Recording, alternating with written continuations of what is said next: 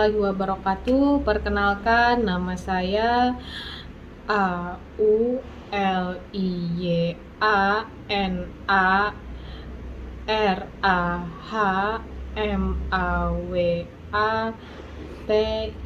Auliana Rahmawati. Nama kecil saya Lia.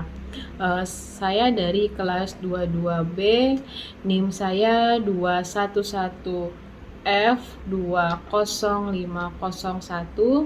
Saya dari Prodi Pendidikan Luar Biasa PLB. Dosen pengampu saya adalah Bunda Sugihartatik, SPD MPD. Hari ini saya akan menjelaskan tentang tunadaksa. Menurut beberapa ahli, tunadaksa adalah mereka yang mengalami kelainan atau kecacatan pada sistem otot, tulang, dan persendian karena kecelakaan atau kerusakan otak yang dapat mengakibatkan gangguan gerak, kecerdasan, komunikasi, persepsi, koordinasi, perilaku, dan adaptasi, sehingga mereka memerlukan layanan informasi secara khusus. Dapat disimpulkan bahwa tunadaksa adalah suatu kelainan fisik atau tubuh yang diperoleh sejak lahir maupun karena trauma, penyakit, atau kecelakaan. Jenis-jenis tunadaksa yaitu dalam kajian dokter secara umum, karakteristik kelainan yang dikategorikan sebagai penyandang tunadaksa dapat dikelompokkan menjadi dua, tunadaksa ortopedi dan tunadaksa saraf. Tunadaksa ortopedi yaitu mereka yang mengalami kelainan, kecacatan, ketunaan tertentu pada bagian tulang, otot tubuh, atau daerah persendian, baik yang dibawa sejak lahir maupun yang diperoleh karena penyakit atau kecelakaan, sehingga mengakibatkan terganggunya fungsi tubuh secara normal. Adapun penggolongan penyandang tunadaksa dalam kelompok kelainan sistem otot dan rangka yaitu poliomyelitis, merupakan suatu infeksi pada sumsum tulang belakang yang disebabkan oleh virus polio yang mengakibatkan kelumpuhan dan bersifat menetap. Sedangkan dilihat dari sel-sel motorik yang rusak, kelumpuhan karena polio dibedakan menjadi 4, yaitu karena tipe spinal, merupakan kelumpuhan pada otot leher, sekat dada, tangan, dan kaki. Tipe bulbair merupakan kelumpuhan fungsi motorik pada satu atau lebih syaraf tepi dengan ditandai adanya gangguan pernapasan. Tipe bulbispinalis yaitu gabungan antara tipe spinal dan bulbair, serta tipe encephalitis yang biasa disertai dengan demam, kesadaran menurun, tremor, dan terkadang kejang. 2, yaitu muskuldistrofi, merupakan jenis penyakit yang mengakibatkan otot tidak berkembang karena mengalami kelumpuhan yang bersifat progresif dan sistematis. Penyakit ini ada hubungannya dengan keturunan. Yang ketiga, spina bifida, merupakan jenis kelainan pada tulang belakang yang ditandai dengan terbukanya 1/3 ruas tulang belakang dan tidak tertutupnya kembali selama proses perkembangan. Akibatnya fungsi jaringan saraf terganggu dan dapat mengakibatkan kelumpuhan. Untuk tunadaksa saraf, mereka yang mengalami kelainan akibat gangguan pada susunan saraf di otak. Jika otak mengalami kelainan, sesuatu akan terjadi pada organisme fisik, emosi, dan mental. Sedangkan menurut Mangun Song tahun 2011, klasifikasi tunadaksa dikategorikan menjadi tunadaksa yang tergolong bagian D, yaitu seseorang yang menderita gangguan karena polio atau lainnya sehingga mengalami ketidaknormalan dalam fungsi tulang, otot-otot, atau kerjasama fungsi otot-otot tersebut berkemampuan normal. tunadaksa yang tergolong bagian D1 yaitu seseorang yang mengalami gangguan semenjak lahir atau cerebral palsy sehingga mengalami hambatan jasmani karena tidak berfungsinya tulang, otot sendi, dan saraf-saraf. Kemampuan inteligensi seseorang tersebut berada di bawah normal atau terbelakang. Menurut Koning Sumantri tahun 2007, tunadaksa dapat diklasifikasikan sebagai berikut, yaitu kerusakan yang dibawa sejak lahir atau kerusakan yang merupakan keturunan. Biasanya meliputi kaki seperti tongkat, tangan seperti tongkat, jari lebih dari 5 pada masing-masing tangan atau kaki, gangguan pada leher sehingga kepala terkulai ke muka, jari-jari berselaput atau menempel satu dengan yang lainnya. Yang terakhir, kerdil, kepala mengecil, kepala membesar karena adanya cairan berlebih, gangguan pada bibir dan mulut, serta bayi yang dilahirkan tanpa anggota tubuh tertentu. Yang kedua, kerusakan pada waktu kelahiran, yaitu kerusakan pada saraf lengan akibat tertekan atau tertarik waktu kelahiran. Yang kedua yaitu tulang rapuh dan mudah patah. Yang ketiga ada infeksi, biasanya itu tuberkulosis tulang menyerang sendi paha sehingga menjadi kaku. Osteomyelitis, radang di dalam dan di sekelilingi sumsum tulang karena bakteri. Yang ketiga, poliomyelitis, yaitu infeksi virus yang menyebabkan kelumpuhan. Yang keempat ada tuberkulosis pada lutut atau sendi lain. Untuk kondisi traumatik yaitu karena amputasi atau anggota tubuh dibuang akibat kecelakaan, ada kecelakaan akibat luka bakar, patah tulang. Jadi dapat disimpulkan bahwa secara keseluruhan jenis ketunadaksaan terbagi menjadi dua, yaitu tunadaksa ortopedi dan tunadaksa saraf. Tunadaksa ortopedi berkaitan dengan tulang, otot maupun rangka yang disebabkan karena penyakit maupun karena gen bawaan. Sedangkan tunadaksa saraf yaitu ketunadaksaan dengan kelainan pada saraf otak. Untuk karakteristik tunadaksa yaitu ada karakteristik kognitif, implikasi pada konteks perkembangan kognitif itu ada 4 aspek yang turut mewarnai, yaitu yang pertama kematangan yang merupakan perkembangan susunan saraf, misalnya mendengar yang diakibatkan kematangan susunan saraf tersebut. Kedua, pengalaman yaitu hubungan timbal balik antara organisme dan dengan lingkungan dan dunianya. Yang ketiga, transmisi sosial yaitu pengaruh yang diperoleh dalam hubungannya dengan lingkungan sosial. Yang keempat, ada ekuilibrasi yaitu adanya kemampuan yang mengatur dalam diri anak. Wujud konkret dapat dilihat dari angka indeks kecerdasan. Kondisi ketunadaksaan sebagian besar menimbulkan kesulitan belajar dan perkembangan kognitif. Untuk karakter inteligensi dijelaskan dalam AJIS tahun 2015. Untuk mengetahui tingkat inteligensi anak tunadaksa dapat digunakan tes yang telah dimodifikasi agar sesuai dengan anak tunadaksa. Tes tersebut yaitu Haussermann test untuk tunadaksa ringan,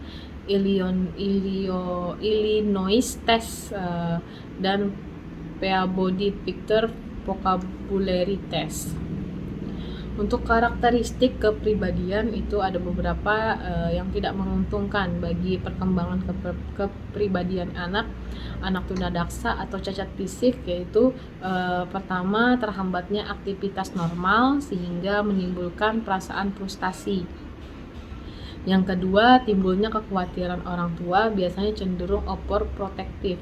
Yang ketiga, perlakuan orang sekitar yang membedakan terhadap penyandang tunadaksa menyebabkan mereka merasa bahwa dirinya berbeda dengan orang lain.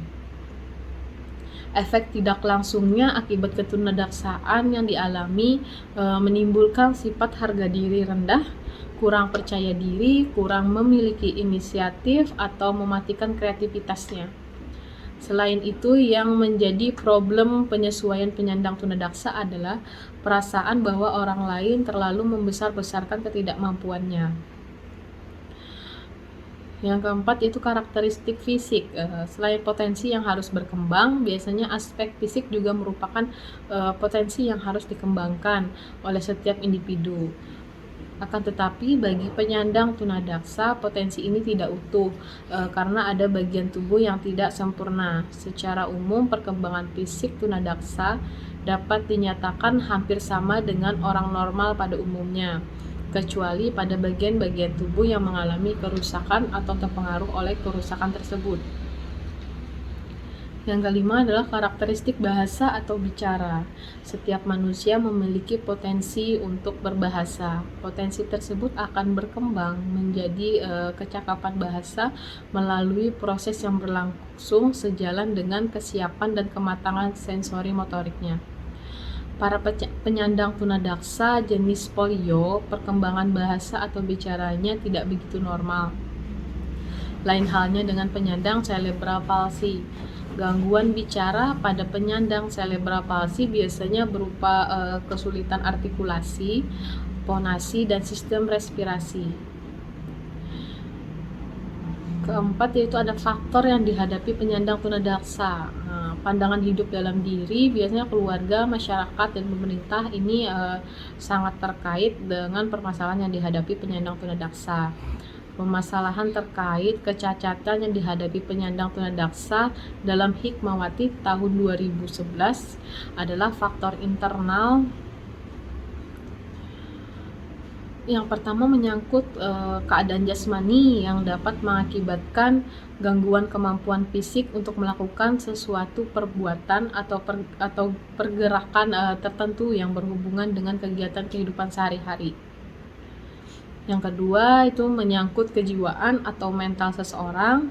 Akibat kecacatannya, seseorang menjadi rendah diri atau sebaliknya, menghargai dirinya terlalu berlebihan, mudah tersinggung, kadang-kadang agresif, pesimis, labil, dan sulit untuk mengambil keputusan. Kesemuanya dapat merugikan, khususnya berkenaan dengan hubungan antara manusia dan canggung dalam melaksanakan fungsi sosialnya. Yang ketiga, dari segi masalah pendidikan, kecacatan fisik sering menimbulkan kesulitan, khususnya pada anak usia sekolah. Mereka memerlukan perhatian khusus baik dari orang tua maupun guru di sekolah. Sebagian besar kesulitan ini juga menyangkut transportasi antara rumah kediaman ke sekolah, kesulitan mempergunakan alat-alat sekolah maupun fasilitas umum lainnya. Yang keempat, masalah ekonomi tergambar dengan adanya kehidupan penyandang tunadaksa yang umumnya berada di bawah garis kemiskinan. Hal ini disebabkan oleh karena rendahnya pendapatan, tingkat produktivitas yang rendah karena kelemahan jasmani dan rohani, hingga tidak memiliki keterampilan kerja atau produksi, serta adanya hambatan di dalam struktur kejiwaan, berakibatkan pada ketidakmampuan di dalam melaksanakan fungsi sosialnya. Yang kelima, masalah penampilan peranan sosial berupa ketidakmampuan hubungan antar perorangan, berinteraksi sosial, bermasyarakat, dan berpartisipasi di lingkungannya. Untuk faktor eksternalnya yaitu yang pertama, masalah keluarga, yaitu timbul rasa malu akibat salah satu anggota keluarga adalah penyandang tunadaksa atau cacat fisik. Akibatnya anak menjadi jarang diperhatikan, tidak boleh bergaul, dan bermain dengan teman sebayanya. Kurang mendapatkan kasih sayang sehingga anak tidak dapat berkembang kemampuan dan kepribadiannya.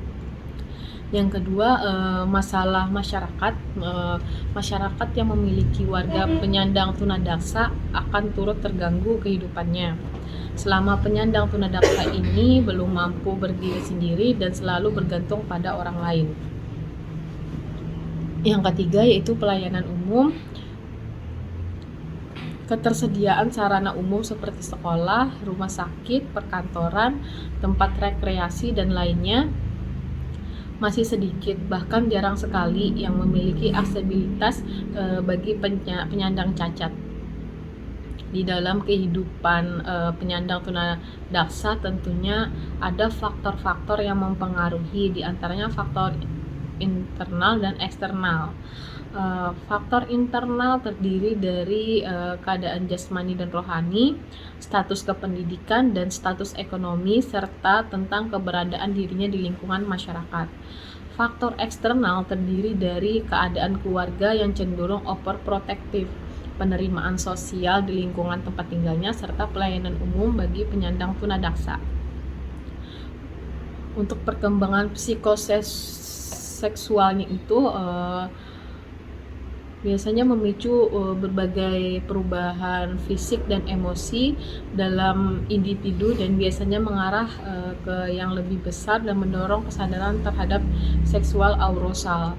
Di setiap tahap perkembangan psikoseksual akan selalu terjadi perubahan fisik maupun psikis. Terjadinya perubahan pada tubuh, perubahan hormon, dan perubahan mood adalah hal yang selalu ada pada tiap tahapan perubahan. Untuk tahapan perkembangan psikoseksualnya itu menurut Freud tahun 2006 ditinjau dari sisi psikologis, tahap perkembangannya terdiri ada 5 fase. Yang pertama ada fase oral 0 sampai 2 tahun. Di fase ini seorang anak mendapatkan perasaan nikmat melalui mulutnya, yaitu ketika sedang menyusu dan mengisap air susu melalui puting susu ibunya. Fase ini dimulai sejak bayi hingga usia antara 0 sampai 2 tahun. Pada usia ini, seorang anak terlihat sangat antusias memasukkan apa saja ke dalam mulutnya. Hal ini merupakan tahapan awal pemenuhan dari perkembangan psikoseksual dalam dirinya. Dorongan oral tersebut terdiri dari 2 komponen, yaitu dorongan libido dan dorongan agresif. Dorongan libido itu adalah dorongan seksual pada anak yang berbeda dengan libido orang dewasa. Dorongan libido merupakan dorongan premier dalam kehidupan yang merupakan sumber energi dari ego dalam mengadakan hubungan dengan lingkungan, sehingga memungkinkan pertumbuhan ego. Ketegangan oral akan membawa pada pencarian kepuasan oral yang ditandai dengan diamnya bayi pada akhir menyusu. Sedangkan dorongan agresif dapat terlihat dalam perilaku menggigit, mengunyah, meludah, dan menangis. Untuk fase anal ada 2 sampai 3 tahun. Fase ini biasanya kepuasan dan kenikmatan yang dirasakan anak akan berubah dari mulut ke daerah anus dan sekitarnya seperti saluran kencing. Adapun kenikmatan dan kepuasan yang dirasakan pada anak biasanya sedang menahan kencing dan buang air besar. Namun apabila kenikmatan pada fase anal ini dapat mengganggu di lingkungannya, maka anak akan menyatakan bahwa hasil produksinya kotor, jijik, dan sebagainya. Maka dari itu, biasanya lingkungan dari orang tua hendaknya mampu memberikan pemahaman kepada anak bahwa kelamin, kotoran, dan yang dikeluarkan adalah sesuatu yang wajar dan bukan sesuatu yang menjijikkan, karena berpengaruh terhadap pandangan anak tentang seks nantinya. Dengan kata lain, apabila terjadi hambatan pada fase anal, anak dapat mengembangkan sifat-sifat tidak konsisten, kerapihan, keras kepala, dan sebagainya yang merupakan karakter anal yang berasal dari sisa-sisa fungsi anal.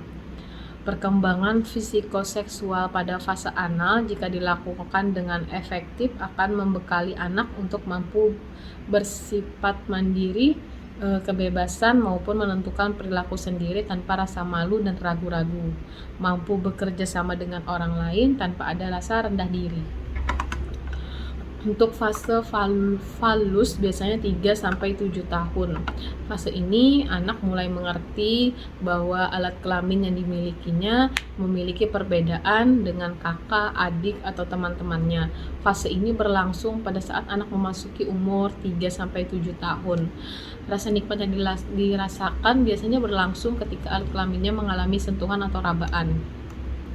Bahkan ada beberapa anak pada fase ini dengan sengaja menyentuh kelaminnya untuk mencapai orgasme atau tidak disertai dengan ejakulasi.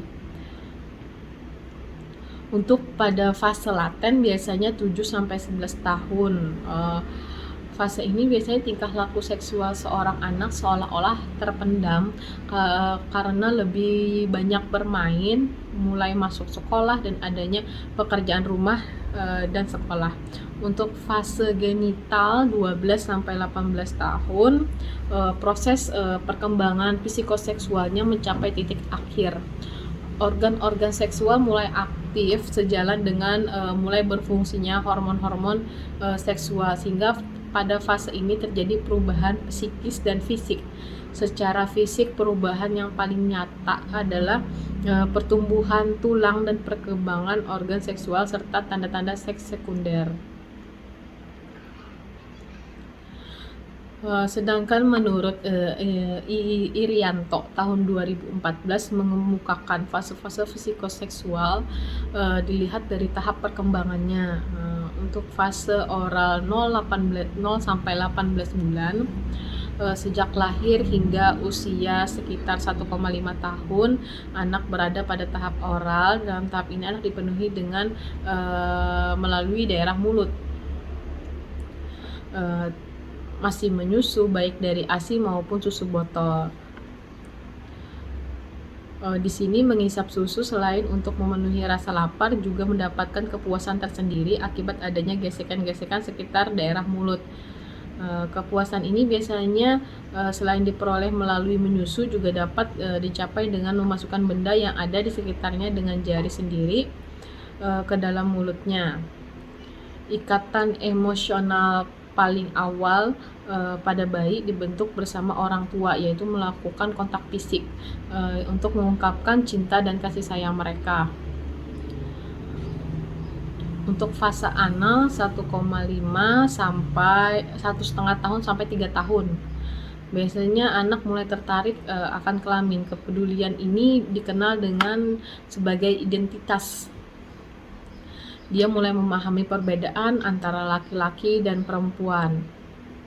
Fase ini biasanya ditandai dengan matangnya saraf-saraf otot sphincter anus sehingga anak mulai dapat mengendalikan buang air besarnya. Pada fase ini, kepuasan dan kenikmatan anak terletak pada anus. Kenikmatan dapat didapatkan pada waktu menahan buang air besar dan akan lenyap setelah selesai buang air besar. Untuk fase uretral, yaitu peralihan fase anal ke fase falus, mengacu pada kenikmatan dalam pengeluaran dan penahanan air seni seperti fase anal. Jika fase uretral tidak dapat diselesaikan dengan baik, anak akan mengembangkan sifat uretral yang menonjol, yaitu persaingan dan ambisi, sebagai akibat timbulnya rasa malu karena kehilangan kontrol terhadap uretral. Jika fase ini dapat diselesaikan dengan baik, maka akan mengembangkan persaingan sehat yang menimbulkan rasa bangga dan kemampuan diri. Penyelesaian konflik uretral merupakan awal dari identitas gender dan identifikasi selanjutnya. Untuk fase falus biasanya 3-5 tahun, memasuki keingintahuan anak sangat besar. Biasanya anak ini di usia ini sudah mampu menunjukkan emosi yang bermacam-macam, kemampuan kognitifnya pun mengalami perkembangan pesat. Anak di usia ini masuk pada masa praoperasional. Anak bisa diajak memahami sesuatu lewat stimulus, imajinasi, serta mampu mengelompokkan warna, benda, maupun ukuran. Untuk fase laten 7-11 tahun merupakan masa di mana anak mulai meninggalkan sikap egosentrisnya.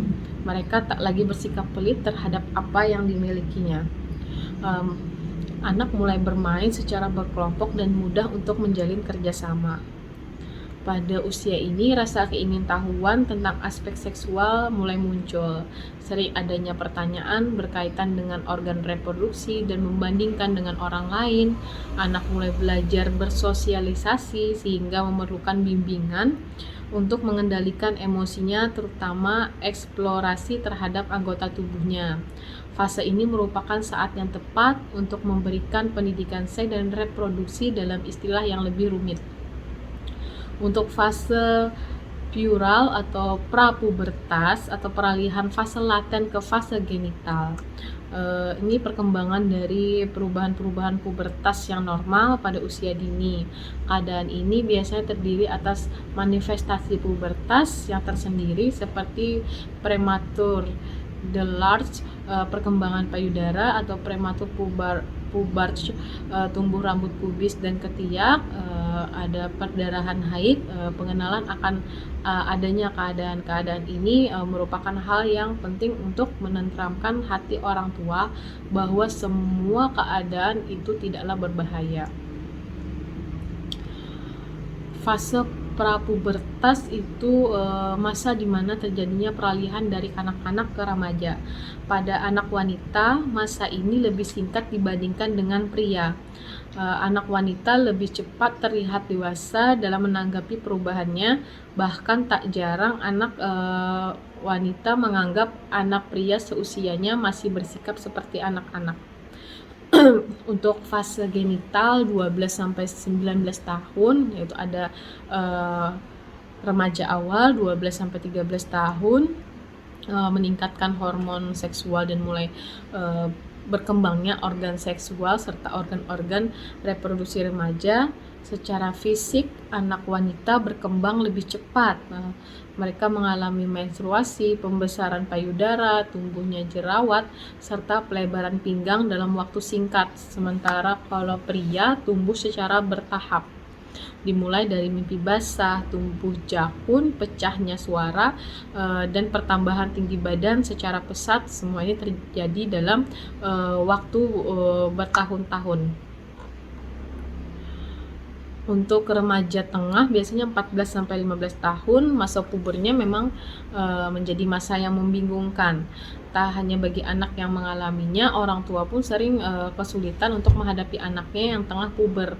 Pada masa ini perkembangan fisik mereka begitu menonjol sehingga menimbulkan beberapa perasaan seperti menjadi cemas dan akan perkembangan fisiknya, maupun bangga bahwa hal tersebut menunjukkan dia memang bukan anak-anak lagi. Untuk remaja akhir biasanya 16-19 tahun, suatu fase tumbuh kembang yang dinamis dalam kehidupan individu, periode transisi dari masa kanak-kanak ke masa dewasa yang ditandai dengan percepatan perkembangan fisik, mental, emosi, dan sosial. Pada usia 16-18 tahun, dia berjuang untuk mencari identitas dirinya. Pada masa ini, remaja yang mampu melewati masa sebelumnya dengan baik akan dapat menerima kodratnya baik sebagai pria maupun wanita.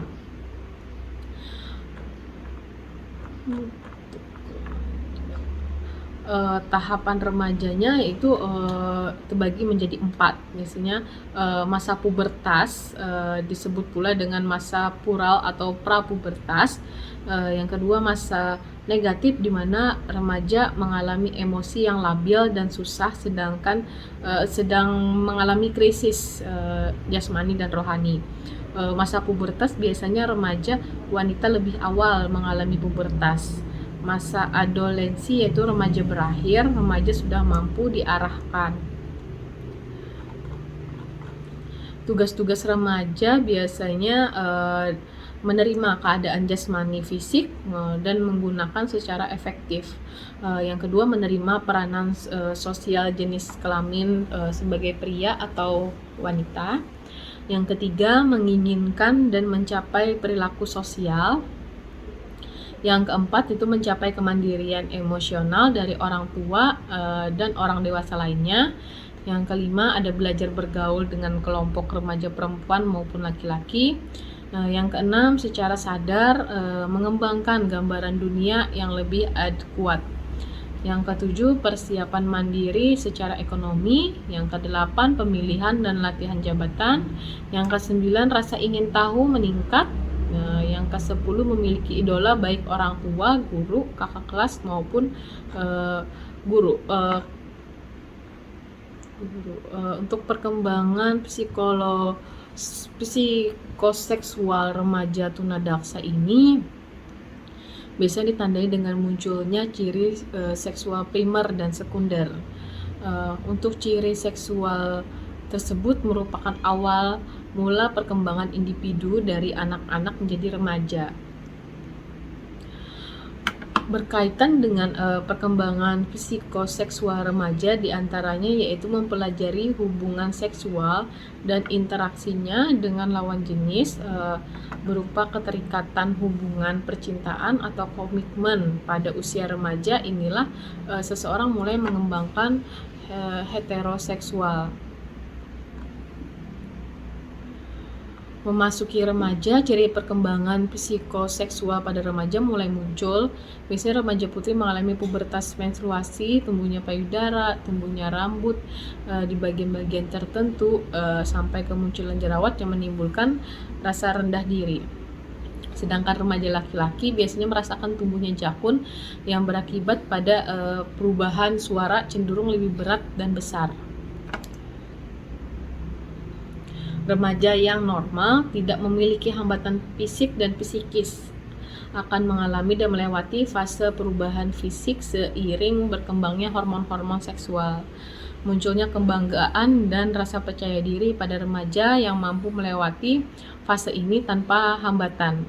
Mereka mulai menunjukkan identitas dirinya pada lingkungan sekitarnya. Berbeda dengan remaja yang mengalami hambatan fisik seperti tunadaksa. Tahapan perkembangan psikoseksual pasti akan dialami pada tahap individu. Hanya saja bagi penyandang tunadaksa mungkin pada perkembangan seksualnya terjadi hambatan.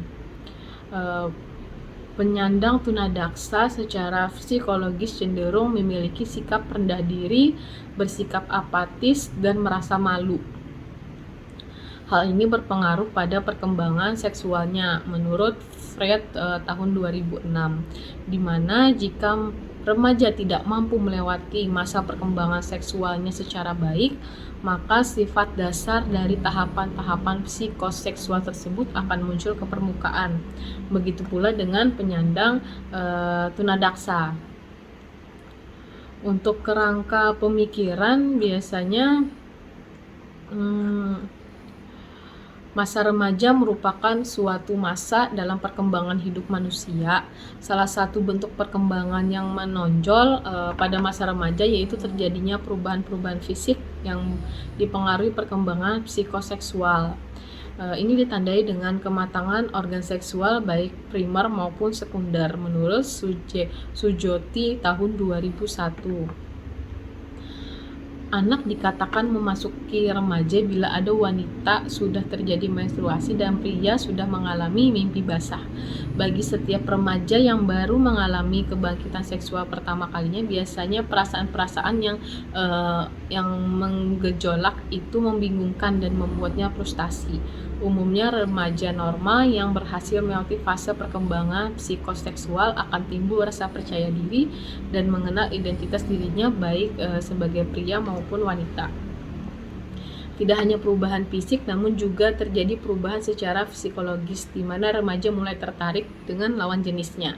Setiap manusia mengalami perkembangan psikoseksual termasuk pada penyandang disabilitas seperti tunadaksa.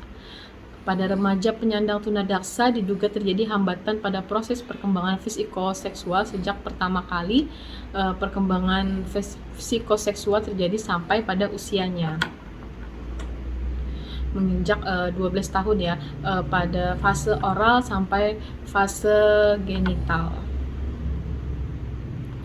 Itulah yang dapat saya sampaikan untuk materi tunadaksa. Sekian dari saya. Wassalamualaikum warahmatullahi